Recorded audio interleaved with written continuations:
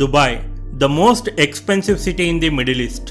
గత 20 సంవత్సరాల్లో సడన్ గా దుబాయ్ దగ్గర ఇంత డబ్బు ఎక్కడి నుండి వచ్చింది? దుబాయ్ ఎలా ఓ గ్లోబల్ హబ్ గా మారింది? ప్రపంచంలోనే third most travelled city Dubai. Sudden గా దుబాయ్ ఇంత పవర్ఫుల్ ఎలా అయింది? 20 సంవత్సరాలు వెనక్కి తిరిగి చూసుకుంటే మనకు దుబాయ్లో ఎక్కడ చూసినా ఎడారి మాత్రమే కనిపించేది. పంటలు పండవు, నీళ్లు లేవు, ఖనిజ నిల్వలు లేవు. మరి ఎక్కడి నుండి దుబాయ్కి ఇంత మనీ వచ్చింది? అందుకు కారణం ఒకే ఒక్కడు, Mohammed bin Rashid Al Maktoum గారు. United Arab Emirate Prime Minister వీరు, గొప్ప విజనరీ లీడర్. దుబాయ్కి అంత డబ్బు ఎక్కడి నుండి వచ్చింది? ఇంకెక్కడి నుండి? ఆయిల్ నుండి అంటారా? మరి మిగతా గల్ఫ్ సిటీస్ కూడా దుబాయ్ లాగే డెవలప్ కావాలి కదా. ఆయిల్ నుండి దుబాయ్కి వచ్చే రెవెన్యూ ఓన్లీ 1% మాత్రమే. దుబాయ్ మేజర్గా టూరిజం నుండి రెవెన్యూ జనరేట్ చేసుకుంటుంది. ఎడారిని చూడ్డానికి ఎవరొస్తారు? ఇక్కడే రషీద్ అలీ మక్తుమ్ గారు చక్రం తిప్పారు. ఎడారులను సుందరమైన కట్టడాలుగా మలిచారు. రషీద్ గారికి యావరేజ్ గా ఉండడం అంటే అసలు ఇష్టం ఉండదు. అయితే ప్రపంచంలో అలాంటి అద్భుత కట్టడం మరెక్కడా ఉండకూడదు. లేదంటే ఆ కట్టడం ప్రపంచంలోనే టాప్ 10లో ఉండి తీరాలి. World second largest mall Dubai mall. World's 5th tallest hotel Burj Al Arab hotel. ఇది ఒక 7 స్టార్ హోటల్. మామూలు వ్యక్తి ఇందులోకి వెళ్ళను కూడా వెళ్ళలేడు, అంత ఖరీదైన హోటల్ అది. World's largest artificial island palm island. Tallest building in the world Burj Khalifa. Dubai Marina, infinity tower, Jumeirah beach hotel, Dubai fountain, sky Dubai, Dubai under water zoo, princess tower, marquise Dubai hotel. చెప్పుకుంటూ పోతే ఇంకా చాలానే ఉన్నాయి. వాళ్ళకి ప్రతిదీ the best కావాలి, 10 మంది చెప్పుకునేట్టుగా ఉండాలి, అంటే ఫ్రీ ప్రమోషన్ కావాలి. దుబాయ్లో మీ కారు దుమ్ముతో ఉంటే 200 dirhams ఫైన్ మీ అకౌంట్ నుండి ఆటోమేటిక్గా కట్ అయిపోతుంది. అలాగని ఇండియన్ స్టైల్లో కదా పొద్దున్నే ఓ బకెట్లో నీళ్లు, ఓ గుడ్డట్టుకొని కారు తుడుస్తూ కూర్చుంటానంటే అది నడవదు. ఖచ్చితంగా వాటర్ సర్వీసింగ్ సెంటర్లోనే క్లీన్ చేయించాలి. ఎడారిలో పూల తోటలను మొలిపించారు. అదే Dubai miracle garden. World's biggest gold market దుబాయ్లోనే ఉంది. ఇక్కడితో ఆగలేదు. రషీద్ గారు ఓసారి డిజ్నీల్యాండ్ వెళ్లారు. మా దుబాయ్లో కూడా ఓ డిజ్నీల్యాండ్ కట్టమని అడిగారు. ఓ అలాగే అన్నారు వాళ్ళు. అయితే ఒక్క కండిషన్ అన్నారు రషీద్ గారు. దుబాయ్లో కట్టబోయే డిజ్నీల్యాండ్ అమెరికాలో ఉన్న డిజ్నీల్యాండ్ కంటే పెద్దదిగా ఉండాలి. డిజ్నీల్యాండ్ వాళ్ళు అందుకు ఒప్పుకోలేదు. రషీద్ గారు ఏం చేశారో తెలుసా? డిజ్నీల్యాండ్ ని తలదన్నేలా దుబాయ్ ల్యాండ్ ని క్రియేట్ చేశారు. డిజ్నీల్యాండ్ కంటే డబల్ ఉంటుంది దుబాయ్ ల్యాండ్. ప్రతిరోజు 2 లక్షల మంది పర్యాటకులు వస్తుంటారు. 2030 వరకు దుబాయ్లో 25% బిల్డింగ్స్ 3D ప్రింటింగ్ తో నిర్మితమవుతాయని దుబాయ్ గవర్నమెంట్ ప్రకటించింది. ప్యాసింజర్ డ్రోన్స్ రానున్నాయి. క్యాబ్ బుక్ చేసుకున్నట్లు దుబాయ్ వాసులు డ్రోన్ ని బుక్ చేసుకోవచ్చు. డెస్టినేషన్ ఇస్తే చాలు, డ్రోన్ మిమ్మల్ని 150 km/h స్పీడ్ తో డెస్టినేషన్ కి చేరవేస్తుంది. రషీద్ గారు అంటారు, ఆర్డినరీ పీపుల్ జల్సాలు చేయడానికే డబ్బులు దాచుకుంటారు. Extraordinary people future investment కోసం తనకంటూ ఓ సామ్రాజ్యాన్ని ఏర్పాటు చేసుకోవడానికి డబ్బులు సేవ్ చేస్తారని అంటారు. దుబాయ్ 10x ప్రాజెక్ట్ ని కూడా లాంచ్ చేసింది. 10x అంటే 10 ఎక్కువ. ఏది కట్టినా, ఏది ప్లాన్ చేసినా, ఏది అమలు పరిచినా 10 ఎక్కువ. 10 times faster, 10 times more efficient, 10 times bigger. మిగతా గల్ఫ్ కంట్రీస్ లో విచ్చలవిడిగా భూముల్లో ఆయిల్ ఉంది. ఆయిల్ ని అమ్మి అవి డెవలప్ అయ్యాయి. కానీ దుబాయ్ మాత్రం తెలివితో ఎదిగింది, ఇన్నోవేటివ్ గా ఆలోచించింది. అందుకే మిగతా గల్ఫ్ కంట్రీస్ కంటే రిసోర్సెస్ తక్కువగా ఉన్నప్పటికీ ఎవరికి అందనంత డెవలపింగ్ స్టేజ్ లో ఉంది. ఇందుకు ఒక ఎగ్జాంపుల్ ఇస్తాను మీకు. బిల్డింగ్ కట్టాలంటే వాటర్ కావాలి, బిల్డింగ్ లో ఉండాలంటే అక్కడ ఉన్న వారికి వాటర్ కావాలి. మరి అంత వాటర్ ఎడారిలో ఎక్కడుంటుంది? తాగడానికి నీళ్లు లేక ఒంటెలను చంపి అవి నిల్వ చేసుకున్న నీటిని తాగే ఉదంతాలు ఎన్నో ఉన్నాయి. మరి కొన్ని లక్షల లీటర్ల వాటర్ ఎడారిలో ఎక్కడి నుండి పుడతాయి? ఈ సమస్యను పరిష్కరించడానికి ప్రపంచ నలుమూలల నుండి ఇంజనీర్స్ ని పిలిపించారు. బ్రదర్, మా చుట్టుపక్కల ఎక్కడ చూసినా వి షేప్డ్ కార్వ్డ్ వలీస్ ఉన్నాయి. వి షేప్ వీటికి ఎలా వచ్చింది? వలీస్ ని కోసే శక్తి నీటికి మాత్రమే ఉంటుంది.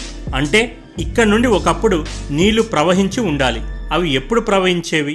ఇప్పటికీ భూగర్భంలో నీటి నిల్వలు ఉన్నాయా అని రీసెర్చ్ చేయించారు. వారి రీసెర్చ్ లో తేలింది ఏంటంటే సరిగ్గా 2 మిలియన్ సంవత్సరాల క్రితం అక్కడ నుండి నీళ్లు ప్రవహించేవి. వాళ్ళు ఆ ప్రాంతంలో తవ్వించారు. కొన్ని 100 కిలోమీటర్లు తవ్వారు. అక్కడ ఇప్పటికీ వాటర్ ఉన్నట్లు కనుగొన్నారు. అక్కడ నుండి వాటర్ ఎక్స్ట్రాక్ట్ చేసి బిల్డింగ్స్ కట్టారు. ఆ బిల్డింగ్స్ కూడా ఆర్డినరీ బిల్డింగ్స్ కాదు, world's tallest, largest, greatest buildings. మరి మనలాగా వాటర్ రిసోర్సెస్ ఉంటే ఇంకెన్ని అద్భుతాలు చేసేవారో మీరే ఆలోచించండి. హైపర్ లూప్ ట్రైన్ బిల్డ్ చేస్తున్నారు. నిజానికి ఇవి వాక్యూమ్ ట్యూబ్స్. ఎంత స్పీడ్గా ట్రావెల్ చేస్తాయంటే 10,000 ప్యాసింజర్లు అబుదాబి నుండి దుబాయ్కి కేవలం 12 నిమిషాల్లో చేరుకోవచ్చు. అంతేకాదు డ్రైవర్లెస్ వెహికల్స్ రానున్నాయి. షేరింగ్ క్యాబ్ లాగా అన్నమాట. ఓ 30 మంది బుక్ చేసుకుంటే చాలు, వెహికల్ రెడీ అయిపోతుంది. డెస్టినేషన్ నొక్కగానే ఆ ప్రాంతంలో మిమ్మల్ని డ్రాప్ చేస్తుంది. ఆటోమేటిక్గా మీ అకౌంట్ నుండి డబ్బులు కట్ అయిపోతాయి. No driver, no manpower, మొత్తం టెక్నాలజీ బేస్డ్. 2025 వరకు దుబాయ్లో 25% డ్రైవర్లెస్ వెహికల్స్ని చూడవచ్చట. Smart police stations ATM centre లాగా ఉంటాయి. పోలీస్ స్టేషన్లో పోలీస్ కనిపించడు. అక్కడికి వెళ్ళాలి, మెషిన్లోనే కంప్లైంట్ ఇవ్వాలి. అప్పుడు పోలీసులు రంగంలోకి దిగుతారు. కొన్ని గంటల్లోనే మీ ప్రాబ్లం సాల్వ్ అయిపోతుంది. No corruption, no partiality, no VIPism. అందరికీ ఒకే న్యాయం. దుబాయ్ పోలీసులు ప్రపంచంలోనే రిచెస్ట్ పోలీసులు. సూపర్ కారుల్లో తిరుగుతుంటారు. దుబాయ్లో 200 దేశాల ప్రజలు నివసిస్తుంటారు. నిజానికి దుబాయ్లో లోకల్ పీపుల్ 10% మాత్రమే ఉంటారు. మిగతా వారంతా విదేశస్తులే. పని కోసం, బతుకు తెరువు కోసం వచ్చిన వాళ్ళు. దుబాయ్ షేకులు పని చేయరు. తెలివిగా ఇతరులతో పని చేయిస్తారు. పెద్ద పెద్ద బిల్డింగ్స్ కట్టాలంటే వర్కర్స్ ఎక్కడి నుండి వస్తారు? పేద దేశాలు, ఎకానమీ తక్కువగా ఉన్న దేశాలు, డెవలపింగ్ కంట్రీస్లో ఉన్న జనాలను వీళ్ళు టార్గెట్ చేస్తారు. వాళ్లకు డబ్బు ఆశ చూపి ఎక్స్ట్రీమ్ కండిషన్స్లో వాళ్ళతో పని చేయించుకుంటారు. ఎడారిలో 50 degrees సెంటిగ్రేడ్ అబోవ్ టెంపరేచర్లో పని చేయడం అంటే అంత ఆషామాషి కాదు. ఇప్పటికీ మన ఇండియా నుండి కూడా కొన్ని లక్షల మంది బ్రతుకు తెరువు కోసం దుబాయ్ వెళుతుంటారు. పాకిస్తాన్, బంగ్లాదేశ్, నేపాల్, ఫిలిప్పైన్స్ ప్రజలు కూడా దుబాయ్లో మనకు ఎక్కువగా కనిపిస్తారు. దుబాయ్లో కన్స్ట్రక్షన్స్ ఎంత ఫాస్ట్గా అవుతున్నాయంటే ప్రపంచంలో 1/4 జేసీబీ క్రేన్స్ దుబాయ్లోనే ఉన్నాయి. ప్రపంచ నలుమూలల నుండి లేబర్స్ని రప్పించి పెద్ద పెద్ద కట్టడాలను కట్టిస్తున్నారు. Burj Khalifa, Burj Al Arab వంటి కట్టడాలు అలా కట్టించినవి. అలాగే దుబాయ్ తెలివిగా థింక్ ట్యాంక్ ని బిల్డ్ చేసుకుంటుంది. థింక్ ట్యాంక్ అంటే group of intelligent people. Talent persons ని అట్రాక్ట్ చేయడానికి తెలివిగా ట్యాక్స్ సిస్టమ్ ని రద్దు చేసింది. దుబాయ్లో మీరెంత సంపాదిస్తే అంతా మీదే. గవర్నమెంట్కి ₹1 కూడా ట్యాక్స్ కట్టాల్సిన పని లేదు.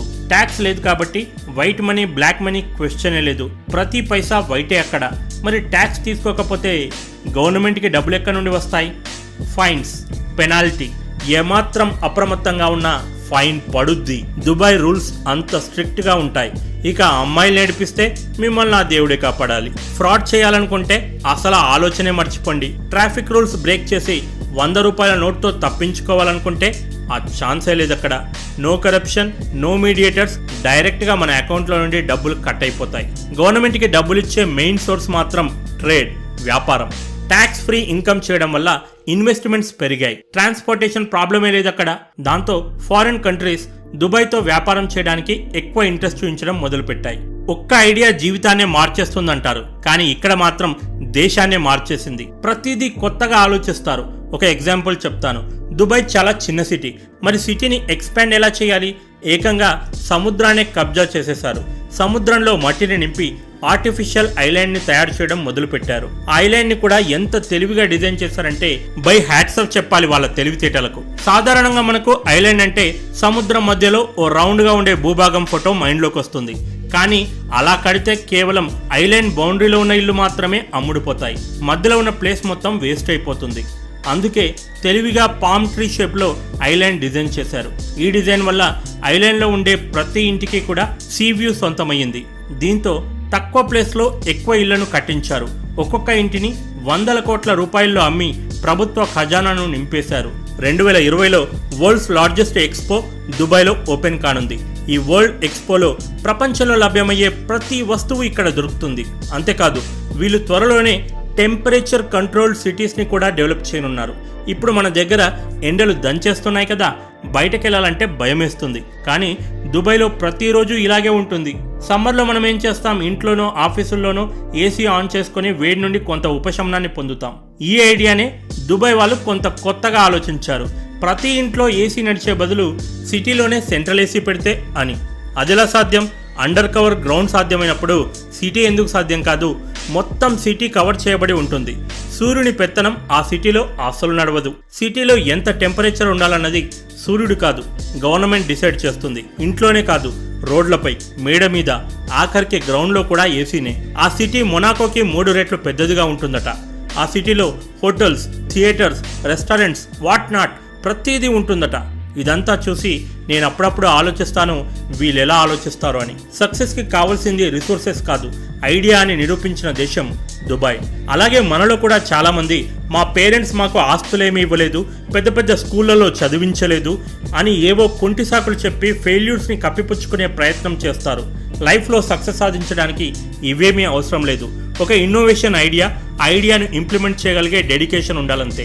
అప్పుడు మనమందరము డెవలప్ అవుతాం, మనతో పాటు దేశం కూడా డెవలప్ అవుతుంది. ఇది ఈ వీడియో. మరో వీడియోతో మళ్ళీ కలుద్దాం. This is Prashanth signing off. Bye bye and take care.